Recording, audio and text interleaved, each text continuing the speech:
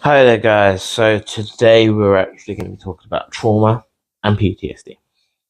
Trauma and PTSD, growing up, was something I really associated with more people that are soldiers have been war, something like that. But actually, you can get PTSD, not as severe, obviously, and trauma from life.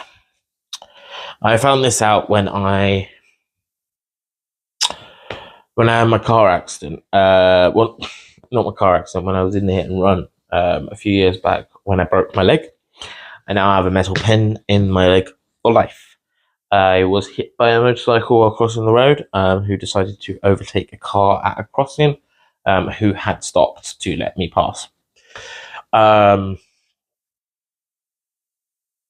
he left me in the middle of the road.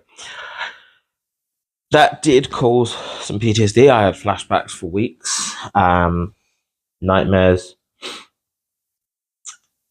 In fact, I did have trouble crossing the road for a while. It did cause some trauma. And some of that did come back with my car accident recently. In terms of the flashbacks and nightmares, and it did take me back to the accident, which did affect me. I am still learning to manage it, and I do have better coping. Ooh, sorry. Since the first time it happened, we have learned how to deal with it better. But the thing is with PTSD and trauma, PTSD can be treated through therapy and things like that, and it does get better. Trauma stays with you, and it sticks there in your belly. It's in the back of your mind. It's gonna be there with you for life. I saw a video on Instagram recently of a girl that described trying to remove the trauma from your life is like having a smoothie, putting nutmeg in it, and then trying to take the nutmeg out, and the nutmeg is the trauma. You can't do it. So the best thing you can do is own your trauma, to champion it, and to remember that you are still here, you're still strong. Um,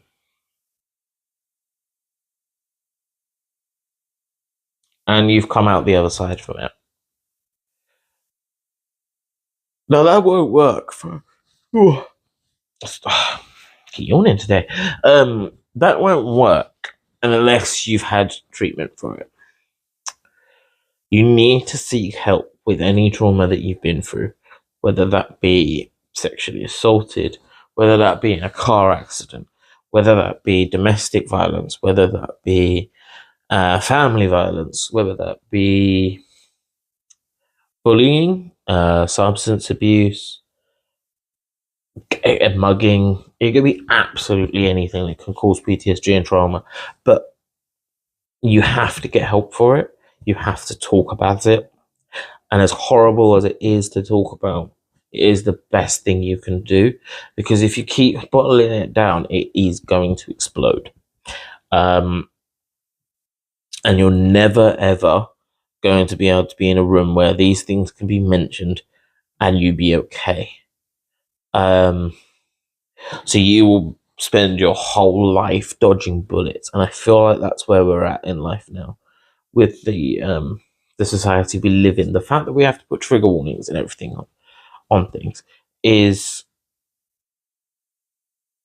a clear indicator that people aren't dealing with this shit. I mean, I'm all for putting trigger warnings on things because there are people out there that will have recently gone through the trauma and haven't had time to go through treatments and stuff. But we never used to have to do this. If you saw a video with a certain description, you avoided it if it was going to set you off. But nowadays we have to tiptoe around everything. And I think, yeah, you have to get help for any trauma that you've gone through. And I know not everybody can afford a private therapist, but one of the great things about this country is we do have the NHS, and you still can get help. And there's a lot of other services out there, like Papyrus's Hopeline, like Samaritans, where you can talk about things and start your healing journey. And then once you've healed, you can then champion and empower those situations to make it something that you've come through stronger, not something you went through that destroyed you. There's a difference in it, because women, you will probably, well, not even just women, and I was going to say women will get emotional and upset, and men get angry, bottle it up and get angry, but actually that can apply to both sexes, depending on your personality type.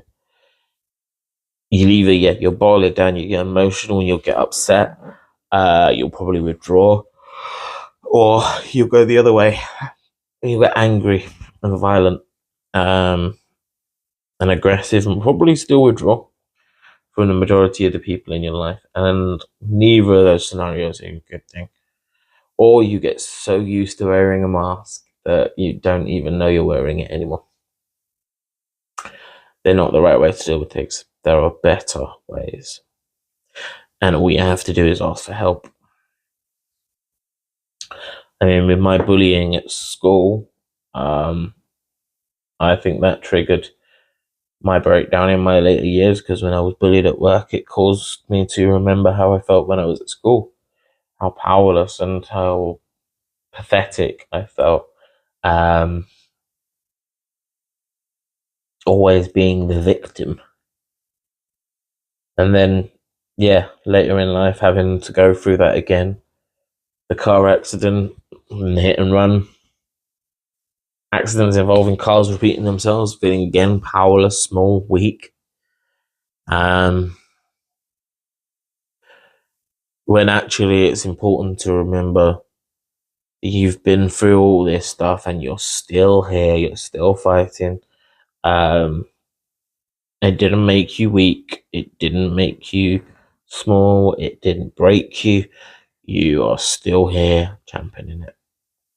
Embrace that feeling rather than feeling defenseless and weak, because you're not. You're strong for getting through it. And then if you went and then asked for help, you're even stronger for doing that.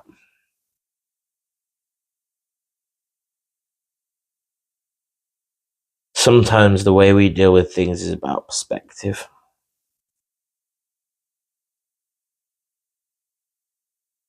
And therapy has taught me that. I would never be ashamed to admit that I went through therapy, that I got help for what I needed. I mean, I've never been good at talking to friends and family about these sort of things. Just never was me. Talk to a complete stranger who has a medical degree, sure, I'll open up and I'll tell them everything.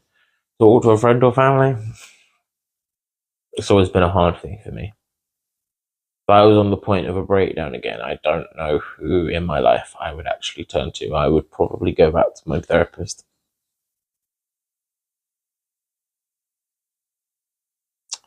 And I don't know if that's the idiot in me trying to maintain the macho image to my friends and families, like that I don't need help. But that's really not true. Everybody needs help. No harm in needing a hand sometimes. Anyway, I hope you're having a great day and a great mental health day, and I'll speak to you soon.